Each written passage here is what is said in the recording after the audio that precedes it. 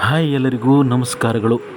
ಇವತ್ತಿನ ವಿಷಯ, ಜೀವನ ಸುಗಮವಾಗಿರಬೇಕಾದರೆ ವಿಷ್ಣು ಪುರಾಣದಲ್ಲಿರುವ ಈ ಸಂದೇಶಗಳನ್ನು ಕೇಳಿ.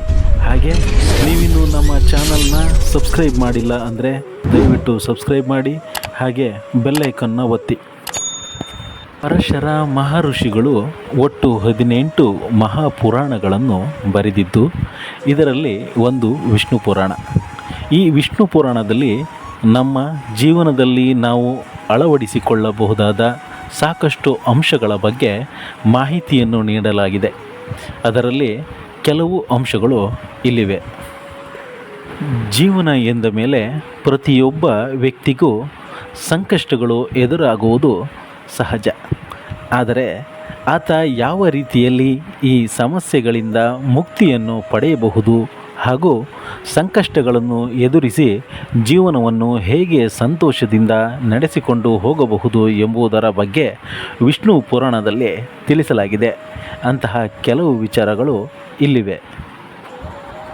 ಮಲಗುವ ಮತ್ತು ಏಳುವ ನಿಯಮಗಳು. ಮಲಗುವುದು ಹಾಗೂ ಏಳುವುದು ಒಬ್ಬ ವ್ಯಕ್ತಿಯ ಜೀವನದಲ್ಲಿ ಮಹತ್ವದ ಪಾತ್ರವನ್ನು ವಹಿಸುತ್ತದೆ. ಈ ಸಂಬಂಧ ವಿಷ್ಣು ಪುರಾಣದಲ್ಲಿ ಕೆಲವು ಮಹತ್ವದ ನಿರ್ಧಾರಗಳನ್ನು ತಿಳಿಸಲಾಗಿದೆ.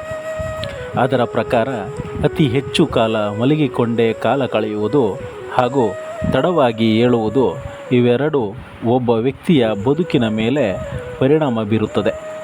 ಇದು ಮನುಷ್ಯನ ಆರೋಗ್ಯದ ಮೇಲೆ ಕೆಟ್ಟ ಪರಿಣಾಮವನ್ನುಂಟು ಮಾಡಬಹುದು. ಹೀಗಾಗಿ ನಿತ್ಯ ಬ್ರಾಹ್ಮಿ ಮುಹೂರ್ತದಲ್ಲಿ ಏಳುವುದನ್ನು ರೂಢಿಸಿಕೊಳ್ಳಿ. ವಿಷ್ಣು ಪುರಾಣದ ಪ್ರಕಾರ ಯಾವ ವ್ಯಕ್ತಿಯ ಗುಣವು ಸರಿಯಾಗಿಲ್ಲವೋ ಅಂಥವರಿಂದ ನೀವು ಅಂತರ ಕಾಯ್ದುಕೊಳ್ಳುವುದೇ ಉತ್ತಮ. ಏಕೆಂದರೆ ಈ ರೀತಿಯ ಜನರ ಸಹವಾಸವು ನಿಮ್ಮ ಸ್ವಭಾವದ ಮೇಲೆ ಪರಿಣಾಮ ಬೀರಬಹುದು. ಇದರಿಂದ ಜೀವನದಲ್ಲಿ ಅನೇಕ ಸಮಸ್ಯೆಗಳನ್ನು ಎದುರಿಸಬೇಕಾಗಿ ಬರಬಹುದು. ಎಲ್ಲಿ ನಕಾರಾತ್ಮಕ ವಾತಾವರಣ ಇರುತ್ತದೆಯೋ ಆ ಸ್ಥಳದಿಂದ ಹಾಗೂ ಅಂತಹ ಮನೋಭಾವವಿರುವ ಜನರಿಂದ ನಾವು ದೂರವಿರಬೇಕು ಎಂದು ವಿಷ್ಣು ಪುರಾಣ ಹೇಳುತ್ತದೆ. ವಿಷ್ಣು ಪುರಾಣದ ಪ್ರಕಾರ ಇಂಥವರು ದುಷ್ಟರು. ವಿಷ್ಣು ಪುರಾಣದಲ್ಲಿ ತಿಳಿಸಿರುವ ಹಾಗೆ ಬಡವರಿಗೆ ಅಥವಾ ಅಸಹಾಯಕರಿಗೆ ತೊಂದರೆ ಕೊಡುವವರು ಹಾಗೂ ಅಂತಹವರನ್ನು ಅವಮಾನಿಸುವವರನ್ನು ದುಷ್ಟರು ಎಂದು ಕರೆಯಲಾಗಿದೆ.